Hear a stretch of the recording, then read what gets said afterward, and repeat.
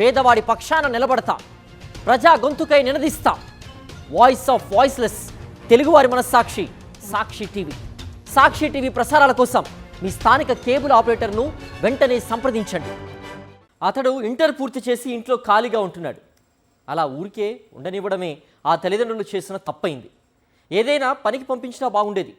కొడుకుపై పెట్టుకున్న మమకారమే ఆ తండ్రికి మరణ శాసనమైంది. కనీ పెంచిన పెద్ద తప్పే ఆ కన్న కొడుకే తన పాలిట కాలయముడిగా మారతాడని ఆ తండ్రి ఊహించలేకపోయాడు. సర్ప్రైజ్ ఇస్తానని చెప్పి తండ్రి కళ్ళకు గంతలు కట్టిన ఆ కిరాతక కొడుకు ఏం చేశాడు మీరే చూడండి. బెట్టింగ్ భూతం తెలుగు రాష్ట్రాల్లో మరణ శాసనం రాస్తోంది. మానవత్వాన్ని మరిచి దారుణాలకు ఒడిగట్టేలా పురిగొల్పుతోంది. ఈ మధ్య చిన్న పెద్ద తేడా లేకుండా బెట్టింగ్, ఆన్లైన్ గేమ్కు బానిసలుగా మారుతున్నారు.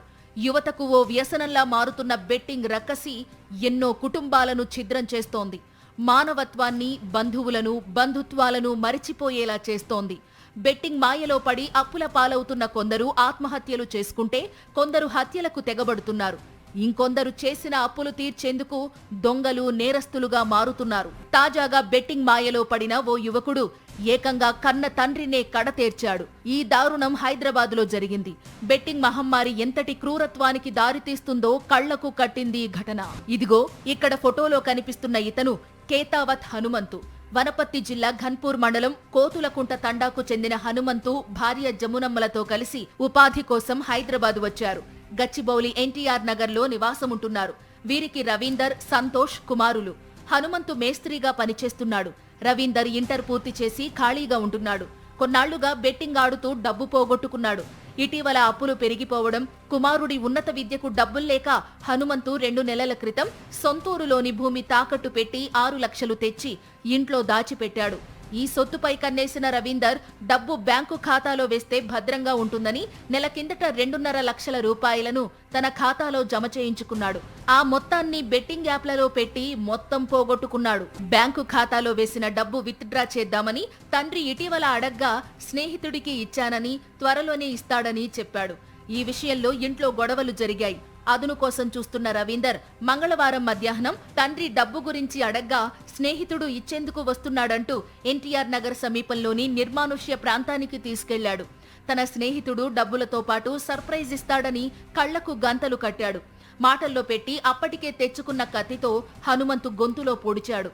తీవ్ర రక్తస్రావంతో 100 మీటర్ల దూరం పరిగెత్తిన హనుమంతు అక్కడికక్కడే ప్రాణాలు కోల్పోయాడు. తండ్రిని హత్య చేసిన రవీందర్ ఎన్టీఆర్ నగర్లో ఉండే బాబాయ్ రమేష్ కు ఫోన్ చేసి నాన్న ఆత్మహత్య చేసుకున్నాడని చెప్పాడు. కుటుంబ సభ్యులు నిజమని భావించి అంత్యక్రియలకు మృతదేహాన్ని కోతులకుంట తండాకు తీసుకెళ్లారు. హనుమంతు అంత్యక్రియలకు అన్ని ఏర్పాట్లు చేశారు. ఇంకో అరగంటలో అంత్యక్రియలు పూర్తవుతాయనుకుంటుండగా గ్రామ పెద్దలకు హనుమంతు మరణం మీద అనుమానం వచ్చింది. కొడుకు రవీందర్ను గట్టిగా ప్రశ్నించడంతో హత్య చేసినట్లు అంగీకరించాడు.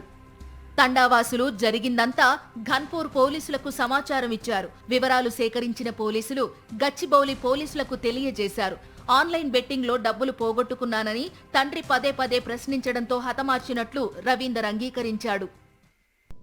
తన తండ్రి ఆత్మహత్య చేసుకున్నట్టు చిత్రీకరించి చుట్టాలని, తన తల్లిని నమ్మిస్తాడు. వాళ్ళు కూడా నిజమని అనుకుని మృతదేహాన్ని కోతిగుంట్ల తాండా గన్పూర్ మండలానికి తీసుకుని పోతారు. అక్కడ పెద్ద మనుషులు డౌట్ వస్తుంది వాళ్ళకు వచ్చి గట్టిగా మందలించడంతో అక్కడ ఒప్పుకుంటాడు. ఒప్పుకుంటే అప్పుడు మృతుడు తమ్ముడు రమేష్ అట్టి మృతదేహానికి మళ్ళీ తిరిగి గోపనపల్లి తాండాకు తీసుకురావడం, పోలీసులకు ఫిర్యాదు ఇవ్వడంతో కేసు నమోదు చేసి విచారించాము.